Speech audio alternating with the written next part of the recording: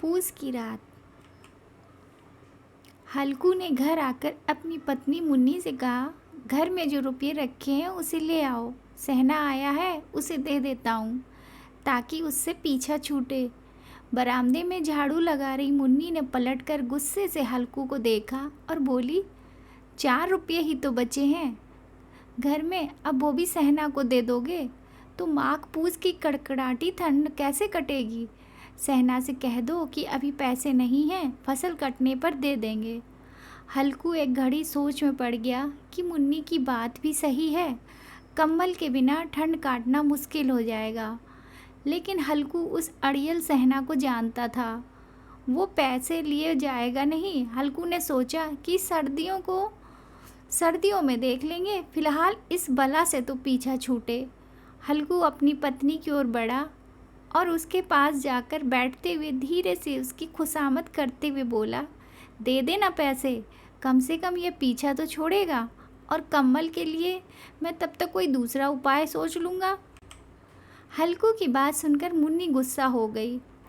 हल्कू को गुस्से से घूरते हुए मुन्नी ने कहा, तुम तो चुप ही रहो, बताओ जरा कौन सा उपाय है तुम्हारे पास। ऐसे ही कोई तुम्हें खैरात में कम्बल तो देगा नहीं। ना जाने कौन सा कर्ज है जो कभी चुकता ही नहीं। तुम ना खेती करना छोड़ दो, क्या फ़ायदा खेती का जब फसल होते ही पूरी कमाई कर्ज चुकाने में चली जाए। तुम्हें तो सही लगता है तुम करो, लेकिन मैं तो एक पैसा नहीं दूंगी। मुन्नी को गुस्से में लाल होता देख हल्कू उदास हो गया और धीमे से बोला, तो क्या मैं उसकी गाली खाऊं। उसकी बात सुनकर मुन्नी का मन पसीज गया और आवाज़ में थोड़ी नरमी लाते हुए वह बोली, ऐसे कैसे वह गाली देगा, क्या उसका राज चलता है यहाँ। मुन्नी जानती थी कि हल्कू की बात में कड़वी सच्चाई है, इसलिए वह उठी और चुपचाप कमरे से रुपये निकाल कर ले आई और हल्कू को थमाते हुए बोली, मैं फिर कह रही हूँ, तुम ये खेती बाड़ी छोड़ दो, मजदूरी करेंगे तो कम से कम किसी की सुननी तो नहीं पड़ेगी और 2 वक्त का खाना तो नसीब होगा। मुन्नी की बात सुनकर हल्कू चुपचाप सिर झुकाए रुपये लेकर बाहर चला गया। हल्कू उन 3 रुपये की अहमियत जानता था, जिसे उसने पाई पाई जोड़कर कम्बल खरीदने के लिए जमा किए थे। सहना को रुपये थमाते हुए हल्कू के हाथ कांपने लगे, जैसे वह सीने से अपना दिल निकालकर सहना की हथेली में रख रहा हो। वक्त बीतता गया और पूस की वो कड़कड़ाती सर्द रातें भी आ गईं। आसमान में जैसे चांद तारे भी ठंड से ठिठुरते लग रहे थे। हल्कू अपने खेत के किनारे बांस व पत्तों से बनाई मचान के नीचे पुरानी सी चादर ओढ़े कपकपाते हुए बैठा था और साथ में उसका कुत्ता जबरा भी उसके साथ था, जो सर्दी के कारण बार बार कूं कूं की आवाज़ निकाले जा रहा था। ठंड इतनी ज़्यादा थी कि दोनों की आंखों से नींद कोसों दूर थी। सर्दी से खुद को बचाने के लिए हल्कू ने अपनी गर्दन को घुटनों से सटाते हुए अपने कुत्ते की ओर देखते हुए कहा, जब पता था कि यहाँ इतनी ज़्यादा ठंड है तो क्यों मेरे पीछे पीछे खेतों में आ गया। घर में होता तो कम से कम 4 दीवारी में इतनी ठंड तो न लगती। अब पड़े रहो ठंड में यहाँ। अब जबरा शांत हो गया था, शायद उसे पता चल गया था कि उसके मालिक को कूं कूं की आवाज़ से नींद नहीं आ रही है। इसके बाद हल्कू गर्दन को घुटनों पर सटाए सोचने लगा, सब किस्मत किस्मत की बात है। हम यहाँ ठिठुरते हुए रात काट रहे हैं और वो पैसे वाले बिना कुछ किए ही मज़ा लूट रहे हैं। इसके बाद हल्कू ने चिलम भरी और ठिठुरते हुए उसे पीने लगा। हल्कू ने अपने कुत्ते जबरे को देखा और कहने लगा, आज ये रात किसी तरह काट ले, कल मैं तेरे लिए यहाँ पुलाव बिछा दूँगा तो तब ज़्यादा ठंड ना लगेगी। हल्कू वहीं ज़मीन पर लेट गया और सोचा कि कुछ देर के लिए आँख मूंद कर सो लूँ, लेकिन जैसे ही उसने आंखें बंद की, ठंड की चुभन जैसे पूरे शरीर में सुइयाँ चुभने लगीं। कुछ देर करवट बदलने के बाद हल्कू पूस की रात को कोसते हुए उठकर बैठ गया। जब सब कुछ करने के बाद भी ठंड जाने का नाम ही नहीं ले रही थी, तो हल्कू ने पास बैठे अपने कुत्ते को उठाया और उसे गोद में लेकर लेट गया। ठंड से बचने के लिए जबरे के शरीर से आ रही दुर्गंध को भी हल्कू ने नज़रअंदाज कर दिया। जबरे को भी गर्वाहट मिल रही थी और उसने भी आंखें मूंद ली थीं और सोने की कोशिश कर रहा था। तभी जबरे को कोई आहट सुनाई दी और वो एकदम सावधान की मुद्रा में खड़ा हो गया। जबरा अचानक मचान से बाहर निकला और इधर उधर दौड़ते हुए ज़ोर ज़ोर से भौंकने लगा। कुछ देर यहाँ वहाँ भौंकने के बाद जबरा दोबारा हल्कू से सटकर बैठ गया। ऐसे ही रात का एक और घंटा बीत गया और ठंड कम होने का नाम ही नहीं ले रही थी।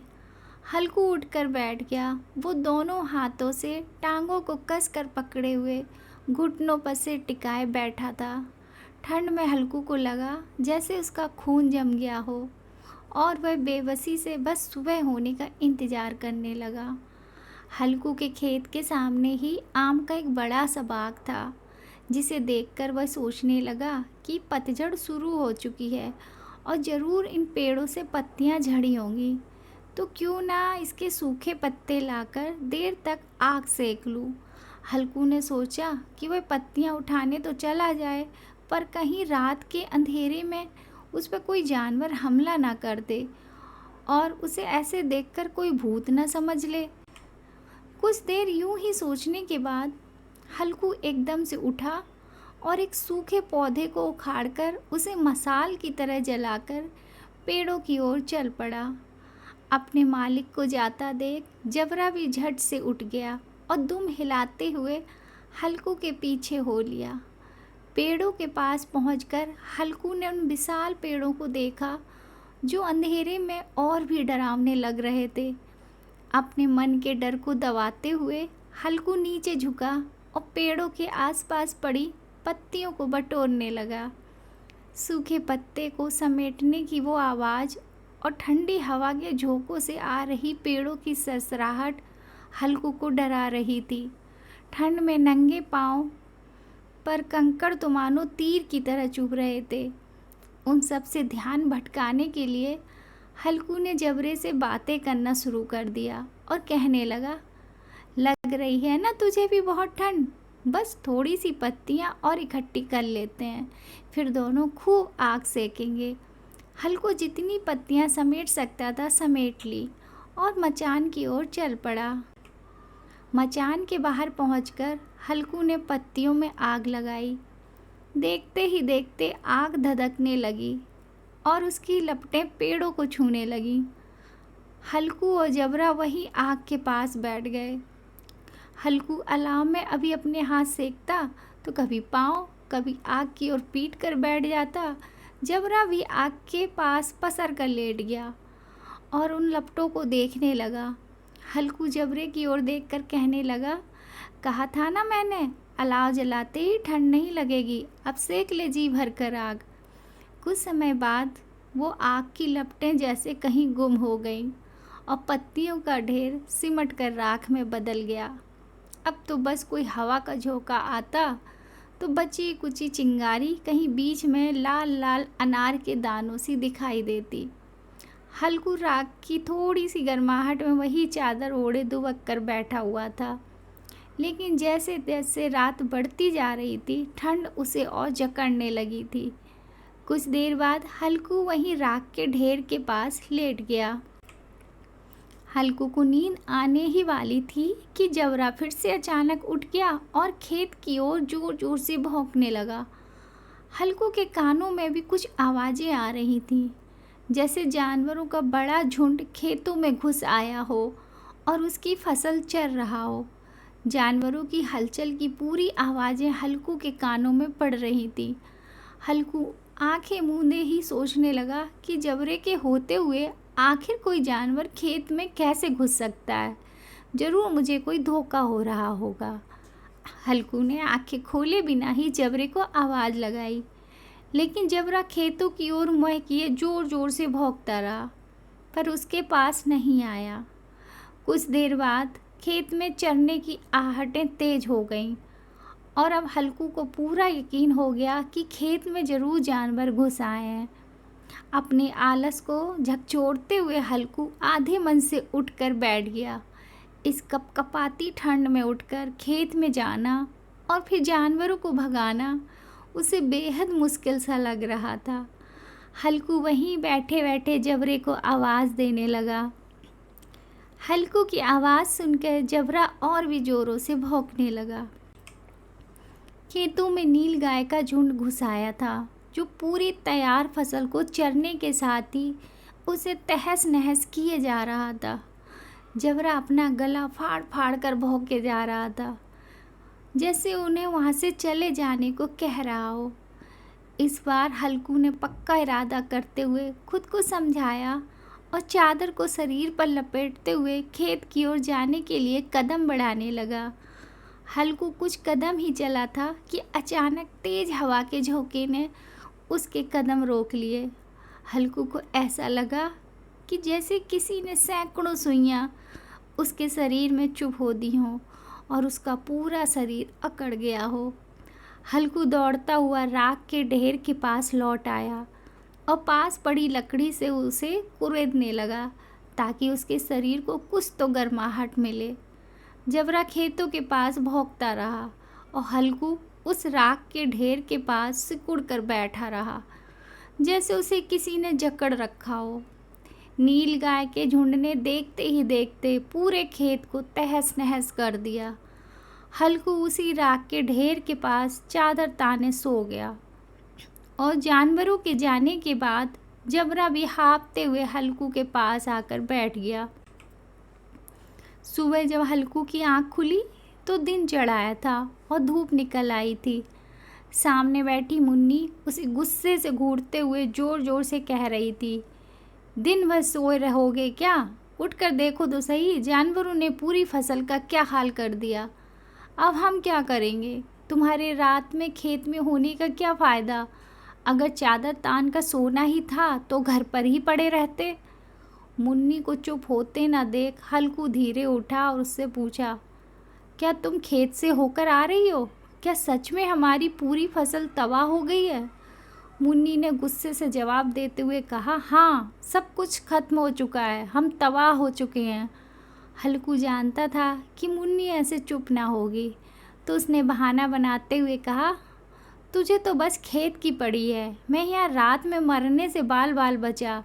रात को मेरे सीने में इतना तेज़ दर्द उठा कि मैं हिल भी ना पाया। यह तो मैं ही जानता हूँ कि दर्द के साथ मैंने कड़कड़ाटी ठंड के बीच रात कैसे काटी है। हल्कू की बात सुनकर मुन्नी कुछ ना बोली। फिर दोनों खेत के पास आ गए और बुरी तरह रोंदे हुए खेत को देखने लगे। खेत की दुर्दशा देखकर मुन्नी के चेहरे पर उदासी छा गई और वह मन ही मन सोचने लगी कि अब गुजारा कैसे होगा। पर हल्कू के चेहरे पर एक अलग शांति थी। मुन्नी ने चिंता जताते हुए हल्कू से कहा, लगता है अब मजदूरी करके ही दिन काटने पड़ेंगे। हल्कू ने चेहरे पर हल्की सी मुस्कान बिखेरते हुए कहा, चलो कम से कम अब इन सर्द रातों में यहाँ सोना तो नहीं पड़ेगा। मजबूरी में इंसान को कई बार ना चाहते हुए भी कठिन फैसले लेने पड़ते हैं, जो हमारे भविष्य को प्रभावित कर सकते हैं। विपदा कभी भी आ सकती है, इसलिए हमेशा चौकस रहना चाहिए। Thank you.